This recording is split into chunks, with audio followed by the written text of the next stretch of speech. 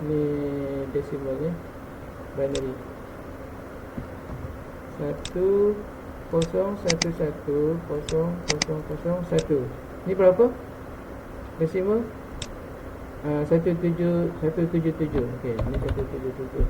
Ni 177.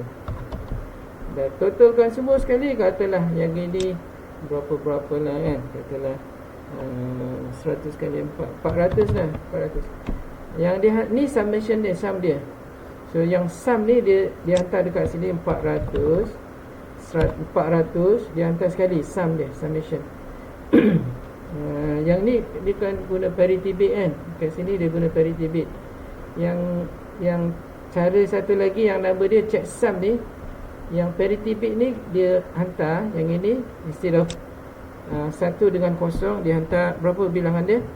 400 tadi kan, dia hantar 400 kat sini.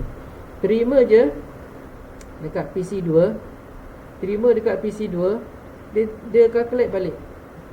Dia totalkan semua sekali yang dia terima tu.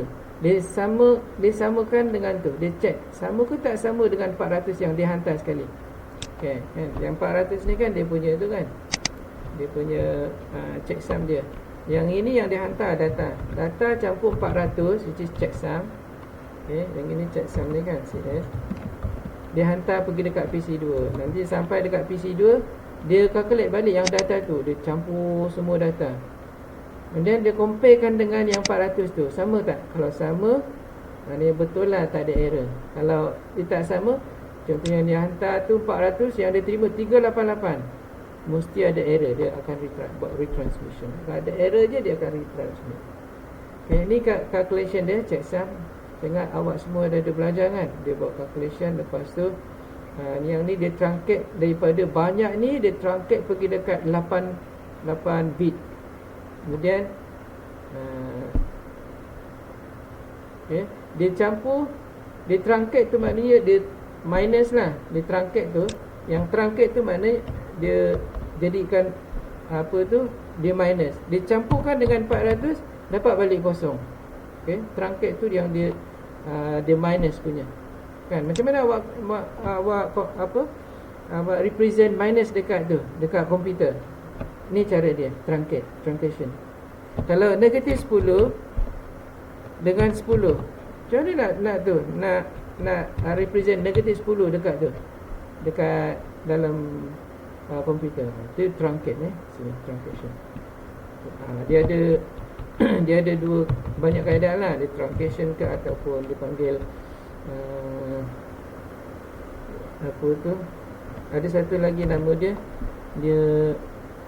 apa nak saya lupa nama tu. Dia untuk opposite kan, dia tukar dia punya tu, dia pakai sign value. Dia ada sign or unsigned punya tu. Maknanya dia pakai ada satu bit lagi. Kalau minus punya bit tu, kalau plus 0, kalau minus 1, ataupun apa-apalah dia punya tu, dia flag dia kan. Itu pun kaedah juga. Tapi yang ni dia guna compression mode. Kemudian data compression, 7 minit. Okay, ingat tadi 1 jam je, dah lebih dah. Lagi 7 minit jam sini. Alright, so data compression, dia banyaklah dia punya algoritma dia. Tujuan dia tu apa? Kurangkan dia punya tu dia. Macam mana dia buat compression? Contohnya kat sini kan, kita ada 110, satu lagi 001. Okay, so untuk compression ni, kalau 4 bit compression, contohnya 0000, yang ini compression dia representation 1. Satu lagi 0001, yang ni representation dia 2 ataupun 10. Begitulah kan. Ini 01. Ini yang 4 bit representation. Kemudian kalau katalah kalau dia 00011, dia pakai apa? 11 ke gitulah kan. Ini 11 apa-apalah kan. Ni last lah kan. Mungkin dia letaklah kan, ada punya tu. Ni dia punya representation lah. Mungkin 8 kot. Ni 0. Apalah, saya just pakai numbering dia untuk mudahkan awak faham. Sini yang ni yang last punya semua sekali. Ada ni 4 je kan. 2 kuasa 4 berapa? 16 Daripada 0 sampai last kali semua 1. Ini dia punya total bilangan dia lah 2 kuasa berapa? 2 kuasa 4 bit. 2 kuasa 4. Jadi 2 kali 2 4. 4 kali 4 16. So dah ada 16 combination. Kan 16 combination. Ni last kali ni dia punya tu dekat sini 16 lah kot. Okey, 15 representation. Jadi kalau katalah dia punya representation dia kosong, yang pakai ni representation untuk nak buat apa? Nak buat compression ni. Kosong dia pakai yang sebelah sini kalau pakai kosong tak tu sangat kan. Kena pakai A lah. Senang. A ni B, ni C, ni, dan yang ini yang ke-15 apa-apalah yang ke-15 tu Z ke whatever kan. Yang ke-15 kalau betul-betul lah kan. L kot. Yang ke-15 punya huruf yang ke-15. Jadi kalau katalah nak represent 0 0 0 1 dan dekat belakang dia 0 0 1 1. Ni algoritma dia 0 0 1 dan 0 0 1 1. Dalam compression representation dia apa? B dengan C. Okay, B dengan C. Ni B dengan C. So nampak tak? Instead of ada 8 ni, kita represent dia dalam compression punya format BC 2 sahaja, 2 digit sahaja. Jadi daripada 8 dia compress jadi 2. Okay, so dia punya compression dia berapa dapat? 2/8 kan. Compression from 8 to 2. Berapa persen? About 25% compression format dia. 25% compression. So ni kaedah untuk compression lah. So ada yang 80% compression, 15%, 20%. Yang paling best tu lagi kecil lah. Itu bergantung pada dia punya algoritma lah. Macam ni Huffman coding compression kan. Okay, only about 5% kan. Kan lagi bagus kan. Lagi bagus compression dia. So lagi kecil, yang kita hantar data dia lagi kecil lah. Memang sesuai sangat lah untuk yang tu kan. Nak improve efficiency dekat mana? Data transmission. So penting tak penting compression? Penting kan. Satu lagi data encryption. Data encryption dia untuk apa? Untuk kita supaya orang dia tap dekat line, dekat network kabel. Bila dia tap dekat kabel, pasti dia boleh baca. Tapi kalau kita punya data tu kita reshuffle kan, contohnya dia punya simbol dia macam ni kan, yang dia punya algoritma untuk the conversion back ke original hanya kita sahaja yang ada. Orang tak dibaca ni apa benda kan. Itu tujuan encryption, untuk apa, securekan kita punya data. Dan ada banyak lah dekat dalam web development pun kita cover sikit je kan, tapi tak pernah pakai pun kan. Tapi saya ada tunjuk juga macam mana buat encryption kan. Kemudian data storage technology. Data storage technology ni lebih kepada speed juga. Sama lah, speed juga lah. Semua server ni consider dekat speed ni kan. Lagi 2 minit. Okay, data transfer digital circuit. So untuk transfer dekat dalam komputer ni dia guna bus lah. Yang ini source of register, ni receiver dekat destination register, masih dekat dalam CPU. Ni dia guna parallel punya. Ni CPU to CPU transmission dia guna ni. Okay, dan selain daripada tu dia guna ni, yang tadi within micrometer punya tu kan, range. Yang ini within 2 feet dia pakai data bus punya. 2 feet ni mungkin dia pakai parallel. Ni parallel parallel cable, macam printer cable tu kan, cable. Dia ada sendiri right on, dia punya sendiri tu, sendiri punya line. So ni dekat source register ni CPU. Dan dekat sini IC. Dekat mana? Dekat printer punya buffer tu kan, printer buffer. So dia boleh print. Receiver. Biasa dia pakai parallel cable lah, within 2 meter, 2 feet. Kemudian berkaitan dengan distortion kan, yang kita hantar not necessarily, maknanya dia tak boleh garanti dia terima apa yang kita hantar. Contoh macam ni kan, dia hantar nice signal, tapi yang dia terima distorted macam ni. So kena ada apa? Kena ada signal regenerator. Sebab dekat dalam kabel tu macam-macam dia punya tu kan, noise dia.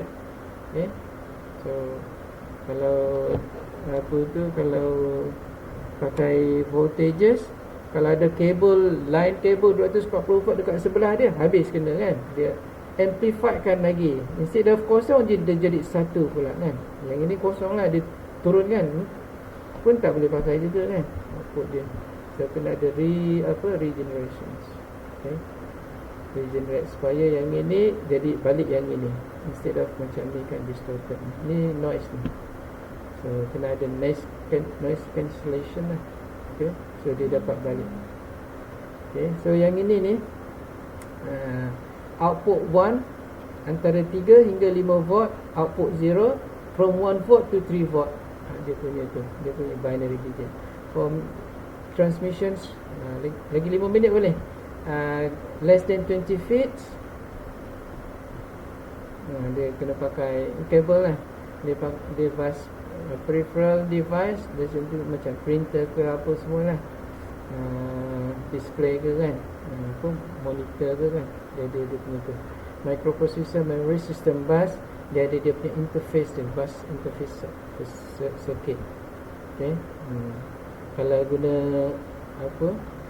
kalau guna monitor, dia guna RS 323 punya tu, kabel RS, ataupun dia ada lagi lah dia punya standard kabel tu kan, dia macam.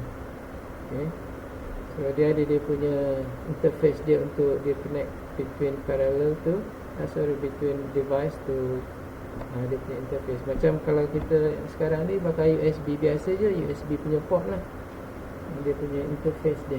Interface tu dia point of connection. So ni long distance 4000 feet, lagi jauh.